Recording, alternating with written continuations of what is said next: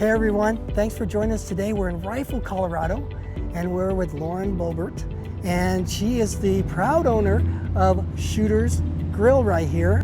And so Lauren, let's go back a ways. Let's see where it all started from. So are you from here? So I was born in Orlando, Florida, and that's where all of my mom's family is. And from a very young age, I was just taught that there is no limit on possibility. I was told by my grandfather that I could be anything that I wanted to, anything that I put my hand to could be successful. And so that's something that I grew up just knowing in my heart that it was possible. But some of that kind of got ripped away from us when we moved to a rough area in Denver, Colorado. We lived in just a very bad part of town, and my mom had fallen prey to the lies that the Democrat politicians had told her. They told her that you needed government to be successful and that you couldn't take care of your family outside of that government assistance. And so because she believed those lies that she was told, it did limit us. And that limitation caused us to be very poor. But she thought that that was the only way that she could feed her 5 children and house us and give us the proper health care that we needed. But as a teenager, when we moved to the western slope of Colorado and I got my first job at the Rifle McDonald's, it was the best thing that could have ever happened to us.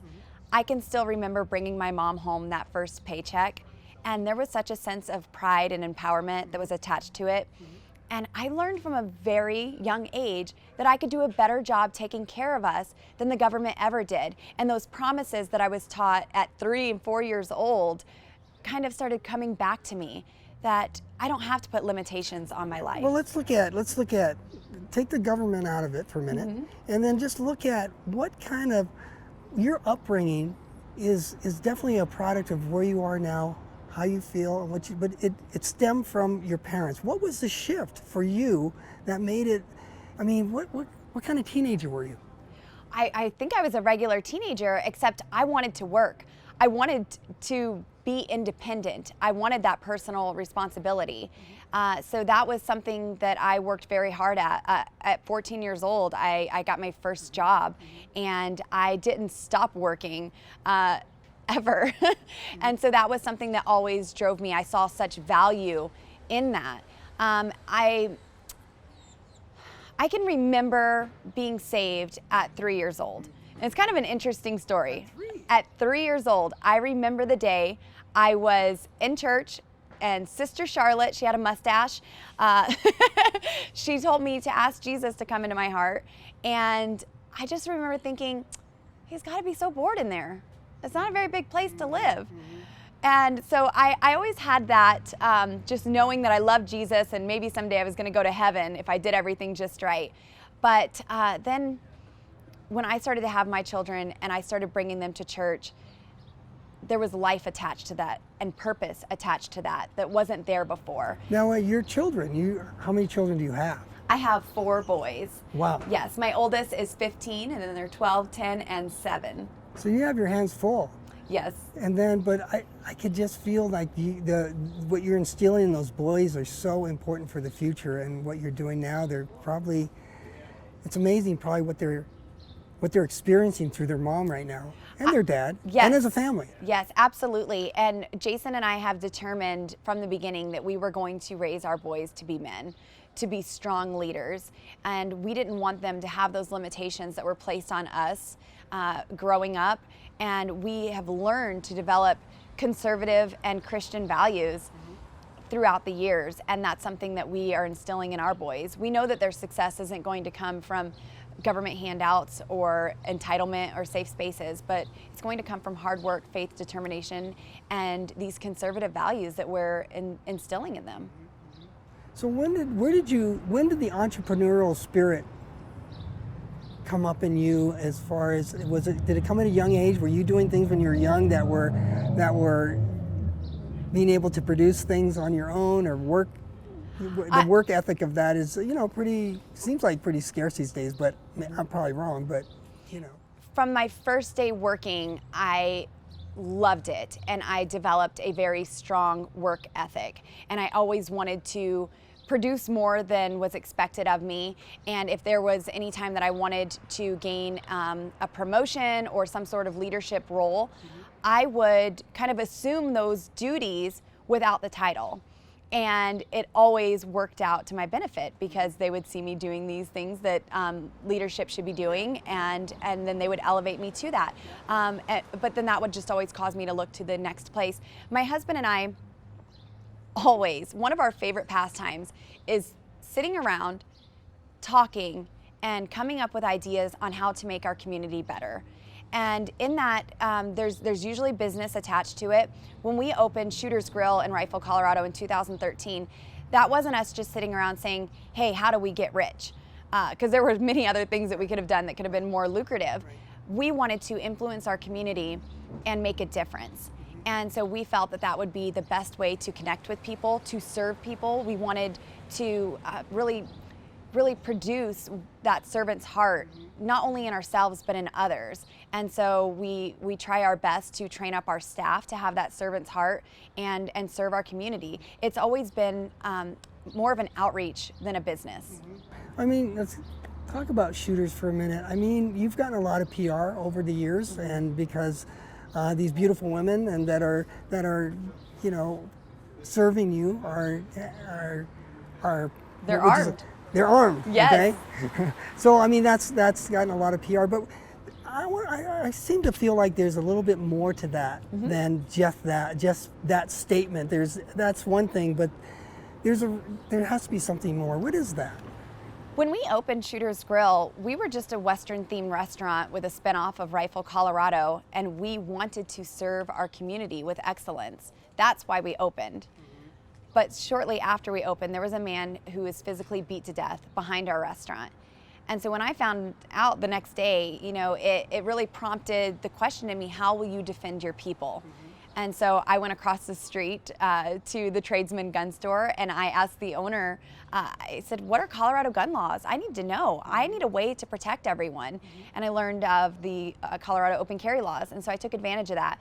And then soon after that, my waitresses began to carry, and of course, the next thing you know, Nightline 2020 was in our restaurant, calling Shooter's Grill the safest restaurant in America. Yeah, Yes. And I think, you know, it's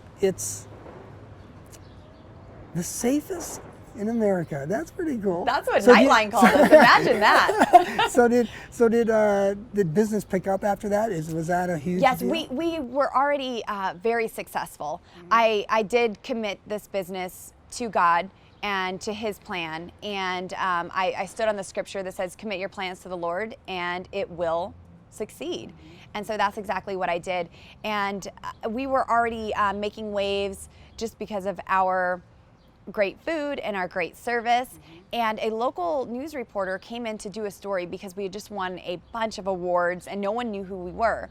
And so she came in to do a story on our food, and she saw my gun and she said, oh, that's cute, you wear fake guns here. I said, no ma'am, they're not fake. And they're loaded too.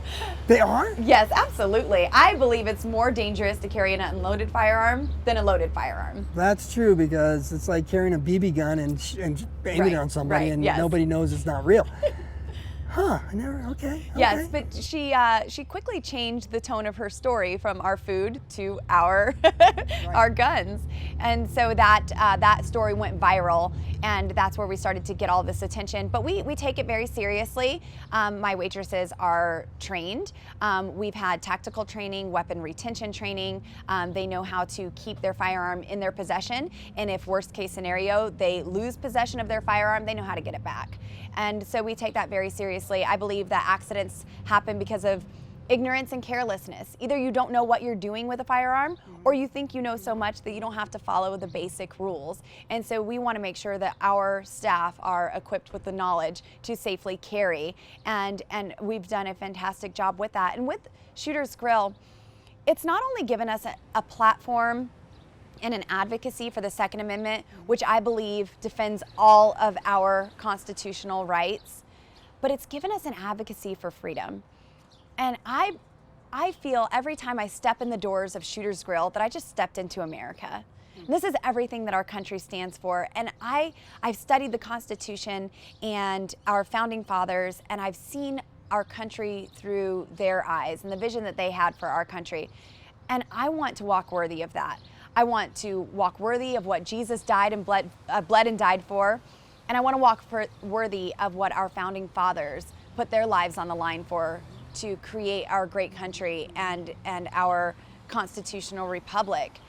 I want to be everything that they hoped that we would be. Do you think that motivation and that it stems from being an entrepreneur or being a hard worker, or like for me, you owning a business and working that business, which restaurant business is definitely not an easy business. It's 24/7. Mm-hmm. Does that have a big role in how things are for you and your family and that whole upbringing?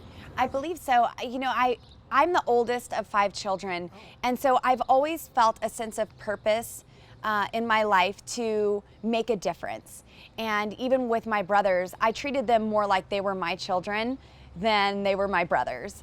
And so I've always just had this sense of responsibility that my actions will influence those who are watching me. And now, of course, I have my 4 children who I look to in the same manner.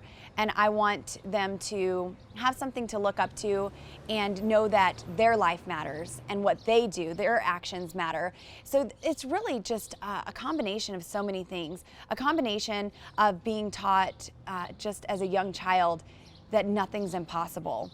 And then being in a position where things were limited and seeing how I can cause that to have those chains broken off. I can break those chains and make waves and really pioneer the way for others to follow.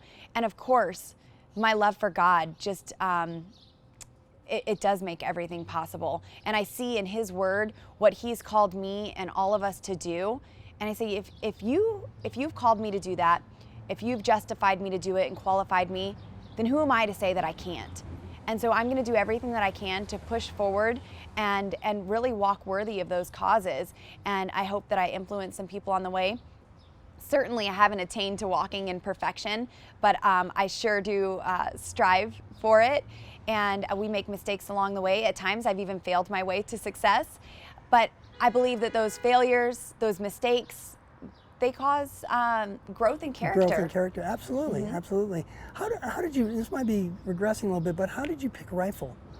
How did you guys land here and then, start businesses? And So from Denver, we moved to Rifle, Colorado, because my stepdad was tiling in Aspen. And so this was a place where really we can afford to live. The economy was all right when we moved here. Mm-hmm. And so we got a home and started just to develop our roots here. And like I said, I got my first job at the Rifle McDonald's, and that was just amazing. I worked at several businesses in Rifle, and I loved the mom and pop feel. Even the McDonald's had that. Right. And there was just such a sense of community. It wasn't corporate or this union feel. It was just a home feeling, like you were part of a family. And I think that is really what caused me to go the direction towards owning a restaurant. Mm-hmm. I loved the atmosphere. Sense of community and that community coming in. Absolutely, and that team building. Everything matters, from the front of the house to the back of the house to your vendors that come in on a daily basis. And those relationships are built and strengthened. And it's just something that I've always loved. I love the hustle of the restaurant business. I do really well under pressure. So on those slow days, it's kind of depressing. It's like, oh, what else can we possibly do? Well, you're not slow anymore, though. No, not at all. But that pressure, it really motivates me to get things done. And so I love rush hours. I love it when we're hollering at each other, to get moving and get things done. I love it when it's loud and there's dishes clanging and people in and out. And it's just so exciting and lively for me. So you must have been going crazy on these times right now. Oh my goodness. So during the shutdown, it was very depressing. I took that time to really hone in on personal phone calls for my campaign. So it wasn't completely unproductive, but it was a very idle time, and I can see how for so many that depression can just set in. And I was just seeing how to overcome this and seeing the way out, and that was really keeping me from falling in that state of depression. But it wasn't easy. And of course, I still had my 4 boys that I was helping homeschool now because they weren't going to school. So we were definitely still busy. But there were days, where I would go in my closet and say, well, gosh, what am I going to wear to the couch today? And I think that that's something that a lot of these bureaucrats and elected officials missed. Not only were they still collecting a paycheck during this shutdown, but they still got to wake up with purpose. And they would get to go to work or in some way fulfill their job duties and have that sense of accomplishment at the end of the day. And there were so many of us who didn't have that anymore. Yeah. And that's why I feel like it's great for me to meet you and know that you are on that grassroots level of being able to build something. And I think that's good because you understand more people at our level, Absolutely. and then you can represent that way. So let's go into that a little bit. So what was the turning point for you to get involved in politics? Well, never underestimate the power of grassroots, for sure. I mean, we the people are strong, and when we get our mind set to something, there's nothing that we can't accomplish. So with Shooter's Grill, I've had the platform of the Second Amendment and freedom and the Constitution, and I've even traveled to other states helping to motivate them to not lose those constitutional rights and not let people just trample all over it. Don't tread on me means so much more than just don't take my guns away. Right. Don't tread on my way of life. Don't tread on my values, on my beliefs. And, so this is something that I've been advocating for 7 years. Well, when Democrats took over the state house, the state capitol there in Denver, we were in for a rude awakening, and we saw one of the most horrific legislative sessions that I've ever witnessed here in Colorado, from red flag laws to comprehensive sex ed to national popular vote compact, and so many more. And when Governor Jared Polis signed the National Popular Vote Compact and stole our votes to elect the President of the United States, I said, we can't allow this to happen. So I was very busy with my restaurant at that time. I was restructuring. I was working at least 120 hours a week. I mean, that was my average then. I would go home and get 4 hours of sleep maybe, and I would be right back in here. But I saw that this was happening, and so I went out and I began to collect signatures. A lot of them I was able to collect right here at the restaurant while I was working, but I also traveled to other towns. And out of the 229,000 signatures that were gathered, I was the second largest signature gatherer in the state of Colorado. And now for the first time since 1932, because of a grassroots, citizen-led effort, we have the opportunity to repeal this garbage legislation. And National Popular Vote is on the ballot, and we can repeal that this November. Not only did I see our electoral college votes in danger here with this, I saw our Colorado resources tightly connected to that. I know that California wants all of our resources. And if we lose our electoral college votes, I believe that no presidential candidate will ever come to Colorado to campaign again. They'll go straight to California and promise them everything that we have. And Colorado will dry up and we will lose everything that is precious to us. So there was certainly a drive that came from this grassroots effort, and we were going down to the state capitol talking about these unconstitutional red flag laws. And of course, last fall, former presidential candidate Beto O'Rourke came to Aurora, Colorado, and this was after he announced from the debate stage, hell yes, we're going to take your AR-15s and your AK-47s. And when I heard that, I said, wow, we know that they want to take our guns. We've been saying this for years. All of their legislation that inches away at taking away our constitutional rights to keep and bear arms, we know that has an end goal of ultimately stripping us of that right. Well, he was the first Democratic candidate to actually say the words, "We're taking your guns." And so it wasn't enough for me to sit at home and complain about him. So when I learned that he was coming to Aurora, Colorado, I drove to his presidential rally. I drove 3 hours away with my Glock on my hip, and I looked him in the eye, and I told him, hell no, you're not. You are not stripping us of our right to defend our lives. We have the right to life, liberty, and the pursuit of happiness. I have the right to defend my life. And so, of course, that made national waves. And No, I just want to know, what was the look on his face? Well, there was definitely a look. You know, I actually had more fun with the audience than I did with him. There were some hecklers all around me. I mean, I was in a sea of people who did not agree with me. Right. I definitely walked into the lion's den there. And so I had more fun with the people around me than I did with him, and that back and forth with them. And one man, he told me, he's like, you don't need an AR-15. And I said, well, I don't have my AR-15 today. I have my Glock. And he's like, well, you don't need that either. And I said, well, don't worry, sir. I got your back. But there was actually a rally in Grand Junction, Colorado that was inspired by that day and the words that were said that day. And they called it the Hell No Rally. And they featured me as a guest speaker.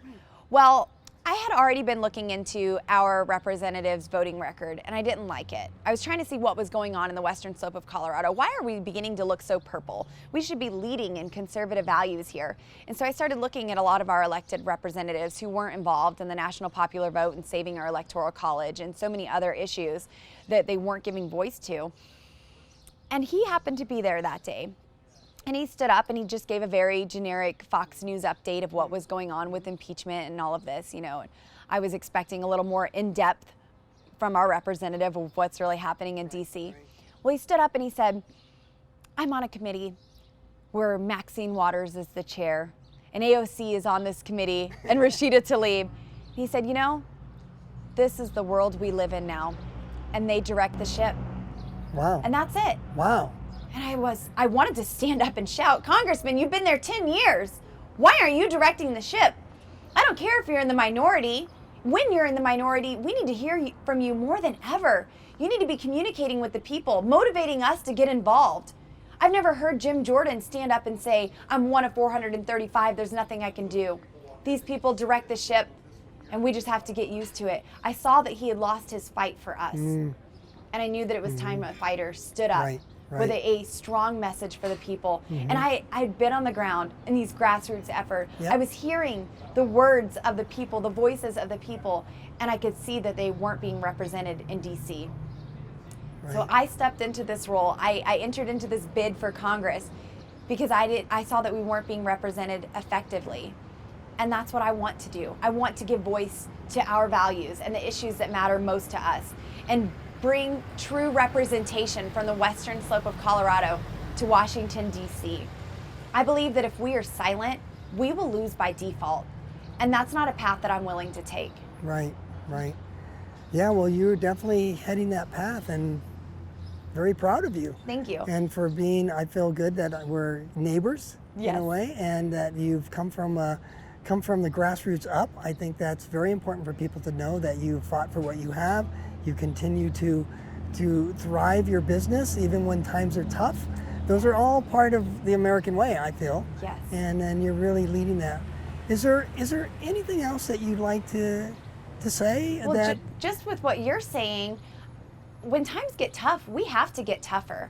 And I believe that us here in Colorado, we are full of grit and determination. And when those tough times come knocking at our door, that's when we just plant our feet and remain solid and steadfast. I believe that our founding fathers intended the U.S. House of Representatives to be citizen-led, not led by career politicians. Right. Because when people are in there for too long and they really make this their way of life and their career, they become out of touch with the people. Absolutely. And then that's when we see this overregulation and overtaxing and overspending, and all it does is destroy our lives.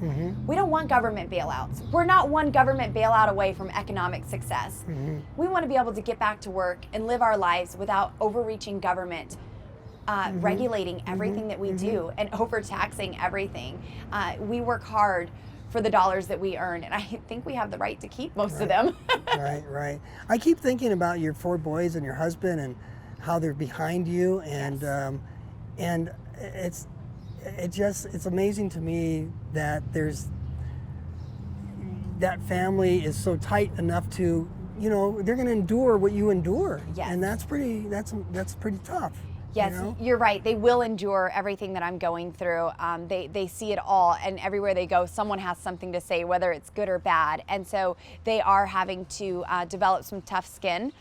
because not everyone agrees with our opinions and our beliefs. And so they have to learn to articulate their arguments. And I think it's really great that they're doing that at such a young age. But I went to my husband first about this. And we decided that this is what we need to do to step up and serve our country, to secure what we believe in. Really, we're okay with laying everything that we have on the line for this, and we've counted those costs. But after I went to my husband, we went to our children, and we said, this is what we're gonna do. We believe that this is right for our country. We wanna secure the country, our nation, that we're going to send you out into one day.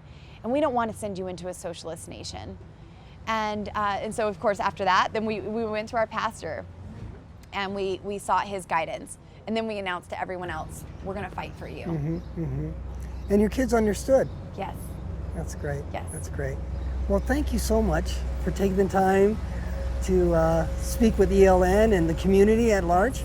And I'm kind of hungry. Do you have, what's up with the menu up there? Oh gosh, let's go get a shotgun burrito. That sounds good. Thanks so much for being here. Thank you so much. All right. Thank you. So thanks for joining us today. We appreciate the time that the community takes for ELN and to get the word out and just to be a community member through the network. So see you again.